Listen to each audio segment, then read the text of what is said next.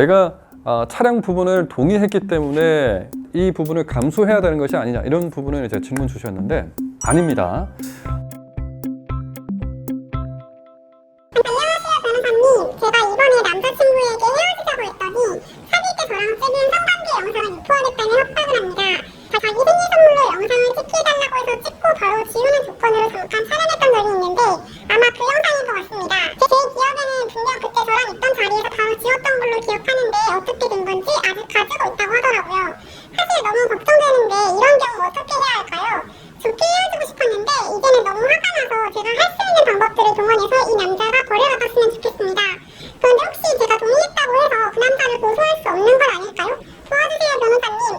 지금 사연 주신 분들처럼 이런 일들이 정말 많이 일어나고 있죠. 이런 일이 한번 일어나게 되면 그 당사자가 받아야 될 피해는 정말 큽니다. 정신적인 스트레스도 이만저만이 아니죠. 본 사연은 두말 할 것 없이 상대방이 책임져야 돼요. 당연히 나쁜 놈이죠.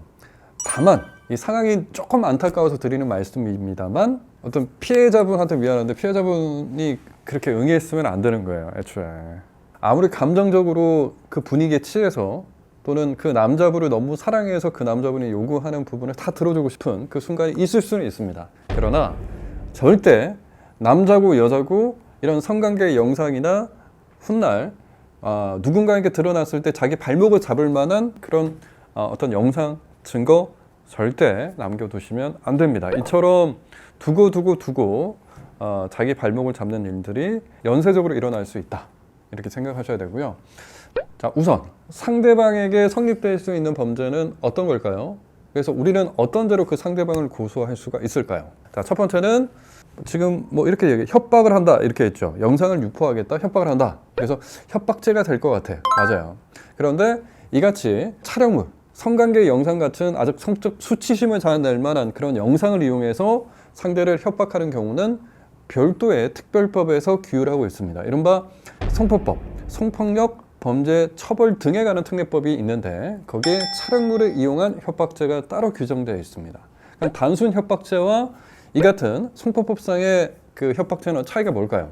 법정형에 있어서 일반 형법상의 협박죄는 벌금형이 있는데 반해서 당의 이 범죄는 벌금형이 없이 1년 이상의 유기징역형에 처해질 수 있는 다소 형량이 높은 범죄에 해당된다라고 생각하셔야 돼요. 또 하나, 이러한 영상물을 이용해서 상대방에게 의무 없는 일을 강요하거나 이 영상물을 이용해서 실제 관계를 가지는 경우나 아니면 돈을 빌리는 경우나 아니면 서로 만남을 이어가는 경우 같이 의무 없는 일을 하게끔 하는 경우에는 촬영물을 이용한 그 강요죄까지 성립되기 때문에 형량은 3년 이상의 유기징역형까지 상당히 상향되어 있습니다. 이 부분도 알아두시면 되겠죠. 또 하나, 이 같은 이별 범죄 있죠. 그러니까 관계 자체의 그 맺고 끊은 부분이 정말 어려운데 이 관계를 집착하는 당사자에게 성립될 수 있는 범죄는 스토킹 처벌법에 따른 스토킹죄가 성립될 수가 있습니다.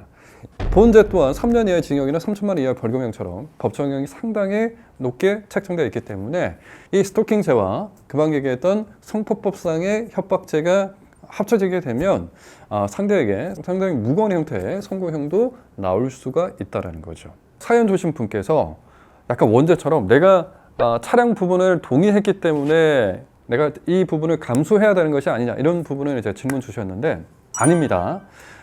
실제 성폭법상의 카메라 등 이용 촬영죄라는 것이 있는데 본 죄는 두 가지 형태로 구성이 됩니다. 하나는 첫째, 촬영 부분과 관련된 부분이에요. 즉 동의 없이 촬영한 그 부분에 대해서 책임을 물을 수가 있고요. 둘째는 유포와 배포와 관련된 형태인데 설령 동의를 받아서 촬영했던 그 촬영물이라 하더라도 이런 유포하거나 누군가에게 제공하거나 배포하는 데 있어서 그 동의를 한 바가 없다면 그 또한 성폭법상의 카메라 등 이용 촬영죄로 처벌할 수가 있죠. 본 사안은 두 번째 경우죠. 촬영 자체는 동의를 했지만 유포나 배포에 대해서 동의를 한 바가 없기 때문에 만약 본 사안에서 실제로 그 당사자가 유포하거나 배포를 했다 그러면 어떻게 된다? 당연히 성폭법상의 카메라 등 이용 촬영죄까지 덧붙여서 문제가 될 수 있는 겁니다.